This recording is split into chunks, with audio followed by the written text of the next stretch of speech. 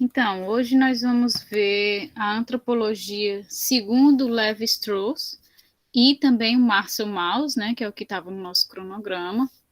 E aí vocês vão ver que eles têm essa ideia antropológica com base na comparação entre culturas, entre sociedades, e eles vão realizar todos os seus embasamentos, todas as suas descobertas com base nisso, na comparação entre diferentes culturas, com o intuito de quê, né? Essa comparação, de identificar um padrão, de identificar aspectos em comum, estruturas em comum. Então, é isso que Levi-Strauss e o Marcel Mauss procuram fazer para nos dar aí bases antropológicas em diversos assuntos.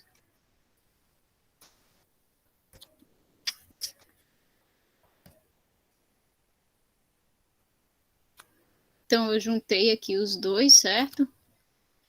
Então, a antropologia de Levi-Strauss, ele vai seguir aí uma linha estrutural, certo? Ele foi o responsável pela criação da antropologia chamada antropologia estrutural. A ideia principal da antropologia estrutural vai envolver identificar em todas as culturas, independente das suas diferenças, mais discrepantes que sejam essas diferenças entre culturas, estruturas em comuns. Ou seja, tanto as sociedades que a gente está acostumado, a cultura brasileira, a cultura italiana, a cultura oriental, né? E aí, mas mesmo assim, a gente já não acha que há tanta discrepância entre as nossas culturas, por mais que a cultura oriental ela seja bem distinta, mas aí a gente já parte para a cultura de tribos específicas africanas, para a cultura de comunidades indígenas. Então, todas essas culturas de comunidades fechadas em si, né, aquelas comunidades que têm características próprias, é o que ele considera cultura e é o que ele compara. Então, ele faz esse estudo bem amplo, bem rico de cada uma dessas culturas, e por mais que elas sejam extremamente diferentes, ele consegue identificar estruturas, aspectos que são similares entre cada uma dessas sociedades, dessas culturas. Ou seja, para ele, existem estruturas ou aspectos em comum entre todas as culturas. No entanto, esses aspectos, essas estruturas às quais ele se refere, não são estruturas visíveis, perceptíveis. Olha, eles realizam esse tipo de ação, tal, tal, tal, tal, tal. Não, não é esse tipo de coisa palpável, né? Que a gente possa tocar, que a gente possa ver de fato a expressão. São aspectos e estruturas em modelo inconsciente de percepções mentais. Então, o que é que isso significa? São ideias biopsicossociais, né?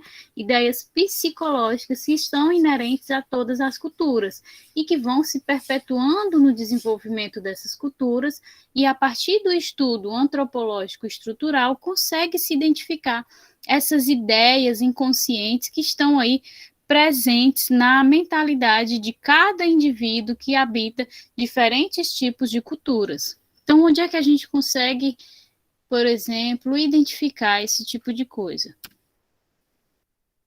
Por exemplo, ele próprio, né, ele passou um longo período aqui no Brasil, cerca de 3 anos, em que ele ficou analisando isso só mesmo para fazer um pequeno histórico do Levi-Strauss. Ele passou um período aqui no Brasil, inclusive, em que ele ficou estudando as comunidades indígenas. E aí ele conseguiu fazer a comunicação, né, a intersecção de culturas indígenas com as mais diversas culturas do mundo, no qual ele fazia os seus estudos antropológicos. Então, ele conseguiu identificar aspectos e estruturas em comum entre todas as comunidades, porque ele acreditava o quê? Que não existia essa coisa de civilização mais desenvolvida e civilização menos desenvolvida.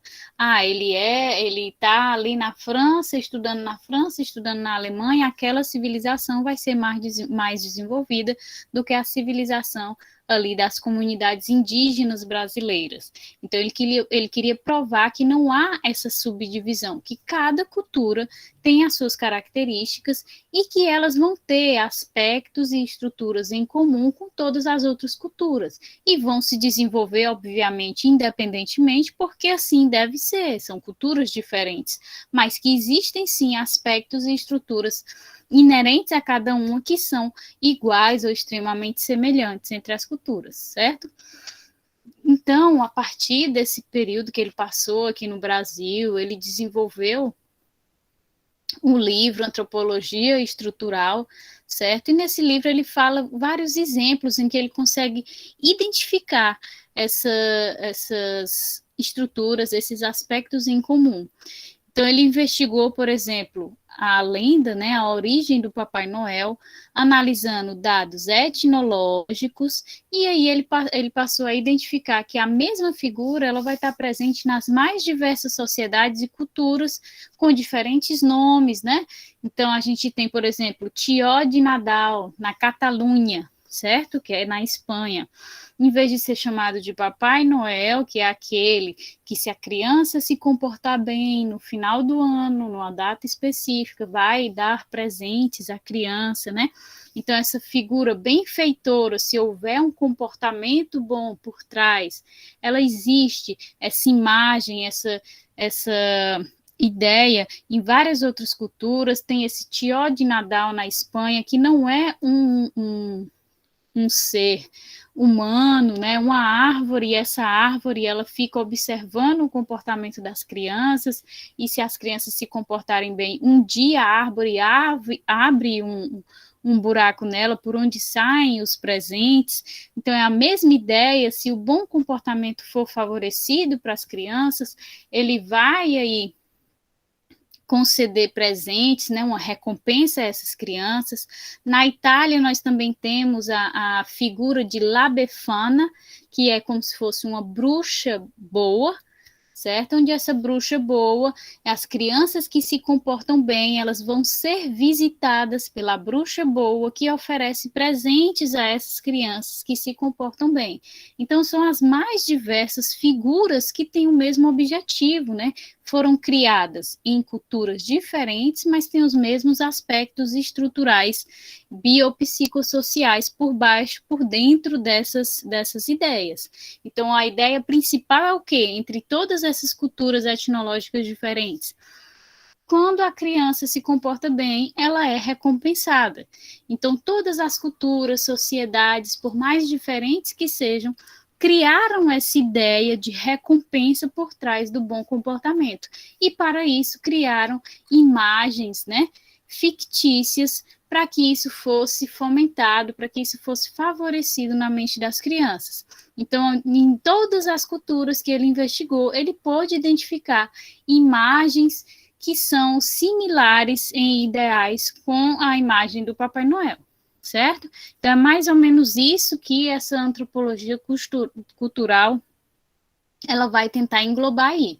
Ela vai buscar, entre todos os tipos culturais, aquilo que foi desenvolvido dentro da cultura totalmente independente, né, totalmente separado de outras culturas, e foi desenvolvido da mesma forma que uma cultura separada, que, por exemplo, vamos supor, nunca teve contato com outra cultura e desenvolveu a mesma ideia, a mesma base de raciocínio. Então, é isso que essa antropologia estrutural sugere, que sempre vai haver o desenvolvimento de ideias similares dentro de comunidades, de sociedades totalmente distintas. Outro exemplo, que é o principal que ele discute no livro dele, certo? É sobre o incesto, né? Que é a relação entre irmãos, entre familiares, de um modo geral. Quero só ver se vocês estão escrevendo alguma coisa aqui. Eu nem sei se está no... Pronto, está no máximo. Qualquer coisa vocês falam para que eu possa visualizar, certo? Então, a principal base de discussão para o Lévi-Strauss é em torno do incesto, em que ele observa que é universal que o incesto seja visto como algo quase que abominável, não é verdade? A gente não vê, a gente não ouve falar aí de culturas em que o pai com o filho, a predominância em todas as culturas, por mais diferentes que seja, que a gente observe que isso seja, sim, considerado abominável. Então, claramente, ele faz um estudo comparativo em que esse estudo, obviamente, não vai envolver a hierarquização, certo? E sim a pesquisa social da estrutura dessas culturas, e aí ele vê que fica claro, dentro das estruturas mentais dos indivíduos, que isso não deriva de características genéticas, né? Porque se essas culturas elas são diferentes, se elas são independentes, a gente não está tendo cruzamento de variabilidade genética entre essas culturas. Elas estão separadas, elas estão independentes. Então, é realmente aspectos e estruturas mentais, né, biopsicossociais, que estão sendo aí formadoras dessas estruturas. Por quê? Porque a gente não tem cruzamento genético entre essas populações e estamos supondo que elas estão, obviamente, completamente separadas, né? Então, sem esses aspectos genéticos interferindo, a única base mesmo é o fator biopsicossocial, o fator mental, as estruturas e aspectos mentais de cada indivíduo que compõe essa sociedade. Então, dentro do incesto, ele sugere que esse tabu é uma forma das culturas encontrarem para favorecer a intercomunicação entre grupos diferentes, porque no momento em que ocorre a comunicação entre grupos, isso sempre vai ser favorável, sempre vai ser benéfico àquela cultura. No momento em que a gente tem o processo de intercomunicação com uma população, uma cultura diferente da nossa, normalmente esse ímpeto parte de uma necessidade que a nossa sociedade, que a nossa cultura está necessitando. Então, se a gente mantém essa intercomunicação, a gente consegue suprir essa necessidade que está acontecendo. Então, por que que isso, mesmo em comunidades completamente separadas, culturas completamente distintas, que nunca se encontraram, por que que o caráter do incesto ser visto como algo praticamente abominável é tão universal, né? Porque todas as culturas acreditam que se favorecesse esse tipo de relação, a gente iria mais ainda se introspectar dentro da nossa própria cultura, dentro da nossa própria sociedade, e perderia os ganhos que vêm a partir da intercomunicação entre sociedades, entre diferentes culturas. Então, por isso que se favorece as interrelações entre pessoas de convívios diferentes, né? Não dentro da mesma família, mas sim de famílias separadas. Que fique claro aqui que ele não leva em consideração, ele não põe em consideração os aspectos genéticos dessas relações consanguíneas, né? Ele não coloca porque a probabilidade maior de ocorrência de problemas genéticos não é isso, até porque existem culturas sociedades em que não se tem nem esse conhecimento genético para abordar esse tipo de discussão. E mesmo assim é considerado abominável que o incesto ocorra.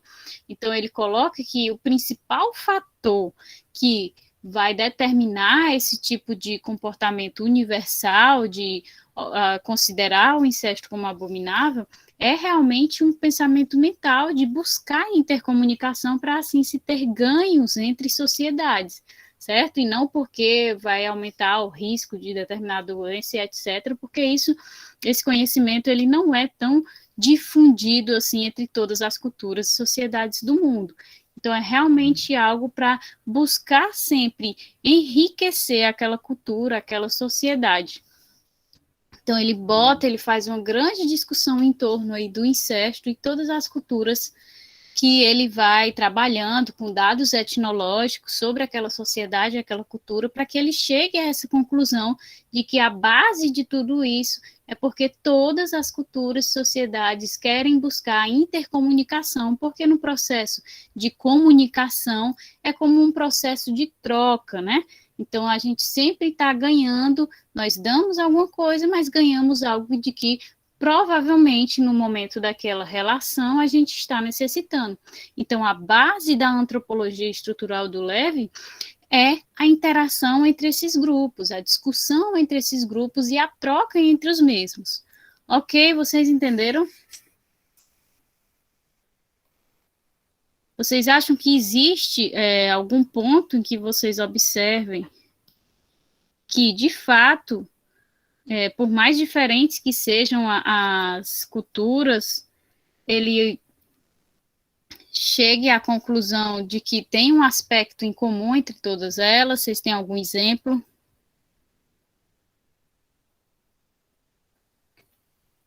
Não, ele não olhou apenas o comportamento de fora, não.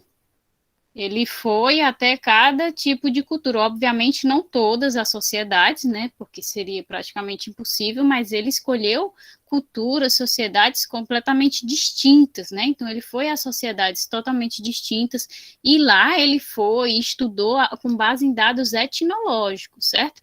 Não foi em dados, a etnologia, ela também tem sua importância científica, tanto quanto a genética. A gente não pode aí dizer que uma ciência tem maior validade do que outra. Então, ele fez os seus estudos com base etnológica, que também é uma ciência, certo? Não é superficial. É uma ciência, é um ponto de vista científico que também pode ser utilizado para analisar as sociedades. Entende?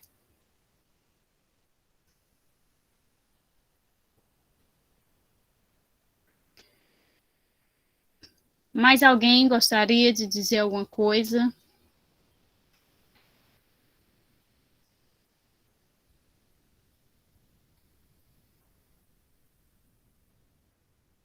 Não, então vamos para o Márcio, certo? E qualquer coisa a gente discute mais alguma coisinha no final da aula. E o Márcio, ele tem a mesma base do Levi, certo? Ele também acredita que a interação, que existe algo em comum entre os grupos, e esse algo em comum ele está baseado aí num sistema de trocas, que isso acontece porque todas as culturas, sociedades vão realizar trocas, né? Sejam trocas comerciais, trocas matrimoniais, certo? E a partir dessas trocas que a gente vai conseguindo juntar aí, unir interesses, características que são características estruturais e aspectos em comum de cada sociedade. Então, a antropologia do Márcio, ela vai se distanciar da noção de cultura e estrutura, certo? Então, ele busca identificar regras gerais para os fenômenos humanos de uma perspectiva sempre comparativa, sem, no entanto, pressupor uma escala evolutiva, certo? Mais uma vez, não se consideram os aspectos genéticos, porque são estudos que são, obviamente, estudos antropológicos, são estudos antropológicos e, como tais, eles consideram dados etnológicos. Então, seus trabalhos, eles sempre se baseavam na comparação sistemática entre sociedades, e cultura, certo? Então, a base da antropologia do Márcio é a comparação, certo? Então, para ele, a sociedade vai se construir de alianças, de trocas. Ou seja, para existir uma sociedade, precisa se constituir de grupos que estabelecem relações de aliança, em que ele sugere que na sociedade há uma necessidade inerente de que ocorra uma relação de trocas, né? E com essas trocas, a gente inclui aí o sentimento de retribuição, dar e retribuir. Então, essas dádivas recebidas induzem ao sentimento de retribuição nas sociedades, havendo trocas constantes. Então, a base é a retribuição entre grupos, seja comercial, seja matrimonial, como eu já mencionei, o casamento entre culturas diferentes, né? Porque aí se forma uma aliança, essa troca de uma filha e um filho vai formar uma aliança que vai fazer com que culturas se intersectem, né, unam, e aí a gente consegue um ponto em comum, uma face em comum dessa sociedade, dessa cultura. Essas trocas vão incluir as trocas matrimoniais, né, entre os casamentos entre grupos diferentes, que vai incluir não apenas a troca de um filho e uma filha que vão compartilhar pontos culturais diferentes, mas também a gente sabe que através da formação dessa aliança matrimonial existe sim o compartilhamento de territórios e automaticamente com o compartilhamento de territórios nós vamos ter compartilhamento de saberes tradicionais, né, daquelas regiões divididas. Então tudo isso vai ser um bom processo de troca, de aliança, em que cada um vai ter um ganho. Então por isso que isso vai existir. Trocas econômicas, sejam pelo comércio interno, comércio normal que acontece dentro da sua própria sociedade, seja pelo comércio externo, em que essa troca, né, de produto e financeiro, ela é bem mais ampla, sejam trocas simbólicas, circulação de mitos, objetos sagrados, histórias, compartilhamento de histórias, de mitos e crenças que acabam por habitar outras culturas, outras sociedades. Então ele se baseia todo o seu estudo nessas trocas, certo? Que são realizadas. E essas trocas não são apenas objetificadas, né? A gente não tem sempre um objeto que vai e... Não, a gente vê aqui trocas matrimoniais, são trocas entre pessoas. Temos as trocas comerciais, obviamente, de produtos, temos também, mas nós também temos as trocas simbólicas, que são trocas de histórias, de mitos, de crenças, que também podem ser compartilhados, que também têm como formar alianças entre os indivíduos. Então, é uma troca que pode envolver os mais diversos aspectos dentro daquela sociedade. Por exemplo, um tipo de troca que acontece normalmente, né? Ou seja, o que ele quer dizer com esse exemplo que eu vou mencionar agora do churrasco, é que essa troca, essa inter-relação que ele quer dizer que ocorre entre os grupos, né? Ela está inerente à situação mais básica da vida e pode ser expandida às situações mais superiores. Então, a gente tem um vizinho que nos convida para um churrasco. Você, quando for realizar um churrasco, você não se sente obrigado a convidá-lo também?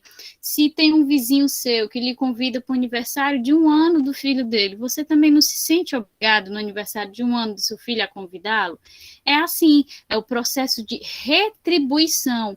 Por mais que seja motivado por uma obrigação, né? Você se sente obrigado, muitas vezes você convida sem querer, por quê? Porque você foi convidado também, por mais que essa obrigação, por mais que esse fato seja uma obrigação, ele vai te trazer vantagens. Então, são trocas de produtos, de atitudes, que vão trazer benefícios para ambas as partes, e isso quando a gente abre para o macro, né, para a sociedade de forma geral, isso vai trazer benefícios para as culturas diferentes, para as sociedades diferentes.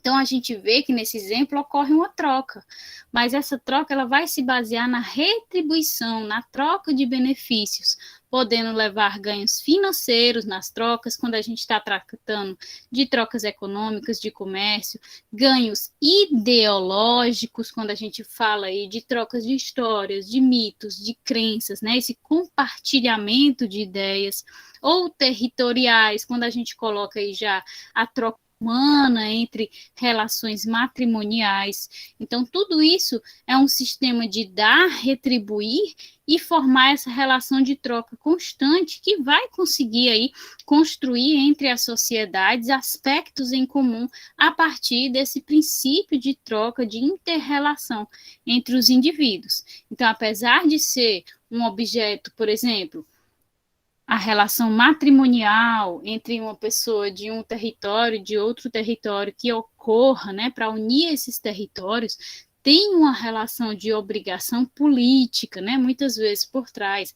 Então, por mais que tenha essa obrigação política por trás, há vantagens para os territórios em si, que vão fornecer aí os indivíduos para fazer parte dessa relação. Então, independente da base dessa troca, do que motivou essa troca, ela vai sim trazer benefícios para ambos os lados dessa cultura. Então, a antropologia do Marcel, ela vai se basear nessas relações nessas relações de troca entre os indivíduos, entre as coisas, entre as ideias, de forma geral. Então, é a mesma coisa que o Levi coloca também de compartilhamento, né, de que as ideias em comum que são identificadas por ele nos seus estudos partem do fato de que as sociedades, as culturas têm ideias iguais, né, na sua base, porque elas precisam dessa comunicação, dessa inter-relação com outras sociedades, com outras culturas. Só que ele parte do pensamento que isso é um aspecto, uma estrutura mental, né, algo bem psicossocial. Enquanto o Marcel, ele vai colocar isso como qualquer tipo de troca, não apenas a troca biopsicossocial que ocorre entre ideias, entre relações mentais que as pessoas discutem, etc. Mas ele coloca em todo tipo de troca, trocas financeiras a partir do comércio, em trocas entre seres humanos mesmo, para estabelecer funções políticas.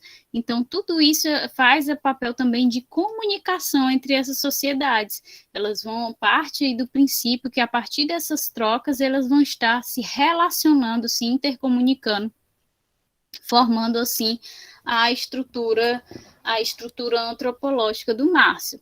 Vocês entenderam?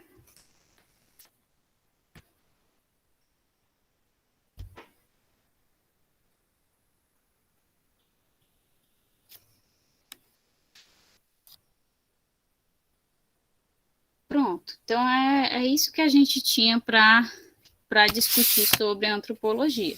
Agora eu vou... Essa aula de antropologia eu vou deixar sintetizada, porque a antropologia é bem pequena, certo? Mas as de histologia eu fiz separadas. Então, eu vou postar a primeira aula, e posto a de antropologia, e depois eu posto a outra de histologia. Quando todas estiverem no YouTube, eu mando as atividades para vocês definirem lá, mando o contato da menina para vocês tentarem os slides, e aí a semana que vem a gente continua. Inclusive, eu quero perguntar para vocês, semana que vem vai ser como? Vai ser às 2 de manhã ou continuamos separado? Eu acho melhor as 2 pela manhã. Certo, todo mundo acha melhor continuar às 2 pela manhã, agora vai ser só uma aula normal, às 2 de manhã, né? Tá certo, então pronto. Então, próxima semana a gente se encontra às 7h30 de novo, histologia e antropologia em seguida, certo? E aí a gente discute na próxima semana a nossa prova já, que já tem que ser na outra semana, ok? Então, boa tarde, gente. Até a próxima semana, viu? Bom feriado amanhã. Aproveitem. Tchau, tchau.